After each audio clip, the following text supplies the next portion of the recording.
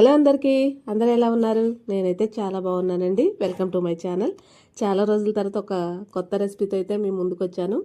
కాకరకాయ పులుసు అండి. కాకరకాయ ఐటమ్స్ ఏవైనా పిల్లలు తినడానికి ఇష్టపడరు కదా, కానీ ఇలా ఒక్కసారి పులుసు కూర చేసి చూడండి, పిల్లలు చాలా ఇష్టంగా తింటారు. కాకరకాయలు ఎన్నైతే తీసుకున్నామో అన్ని ఉల్లిపాయలు తీసుకోవాలన్నమాట. అంటే పావు కిలో కాకరకాయలు తీసుకుంటే పావు కిలో ఉల్లిపాయలు తీసుకొని ఇలా పోపు పెట్టుకొని సగం ఉల్లిపాయ ముక్కలు అనేది వేసేసి తర్వాత కాకరకాయ ముక్కలు, పసుపు, కొంచెం కరివేపాకు అన్నీ వేసేసి ఒకసారి కలియబెట్టి మనం 2 నిమిషాలు సిమ్లో పెట్టుకోవాలండి. ఈలోపు మొత్తం ఉల్లిపాయలో ఉన్నటువంటి తీయదనం మొత్తం కాకరకాయలో ఉన్న చేదుని చంపేస్తుంది అనమాట. కొంచెం సాల్ట్ కూడా వేసుకొని ఒక 5 నిమిషాలు సిమ్లో పెట్టి మగ్గించుకోవాలి. ఈలోపు ఒక జామకాయ సైజ్ అంత చింతపండునైతే నానబెట్టుకోవాలి పులుసు కోసం. నేనైతే కల్లుపు వేస్తున్నానండి, ఎందుకంటే సాల్ట్ అనేది తర్వాత సరిపోకపోతే కొంచెం అడ్జస్ట్ చేసుకోవచ్చు. ముందైతే రాళ్ళ ఉప్పు అంటారు కదా, గల్లుప్పు, అది వేసేస్తున్నాను అనమాట.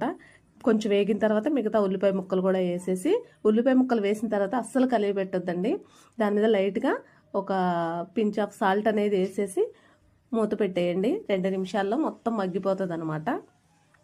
ఉల్లిపాయలు వేసిన తర్వాత గరిట అనేది పెట్టొద్దు, పెడితే ముక్కలు ముక్కలుగానే ఉంటుంది అనమాట. ఉల్లిపాయలు అనేవి మంచిగా మెల్ట్ అయ్యి కాకరకాయ పీసులకు పట్టాలి కదా, అందుకని అస్సలు కలియబెట్టద్దు. 2 నిమిషాలు అయిన తర్వాత ఒకసారి తీసి మళ్ళీ కలియబెట్టి ఇప్పుడు మనకి సరిపోను మగ్గాయో లేదో ఒకసారి చూసుకొని నానబెట్టుకున్నటువంటి చింతపండుని పులుసుగా పిసికేసి మనం ఆ కాకరకాయ ముక్కల్లో వేసేసుకోవాలన్నమాట. ఇది మనం పులుపుకి మనకి తగ్గ పులుపు అయితే ఉండేలాగా సూప్ అనేది తయారు చేసుకోవాలి. ఎందుకంటే కొంచెం ఎక్కువ తింటారు కొంతమంది, కొంచెం తక్కువ పులుపు తింటారు అనమాట కొంతమంది.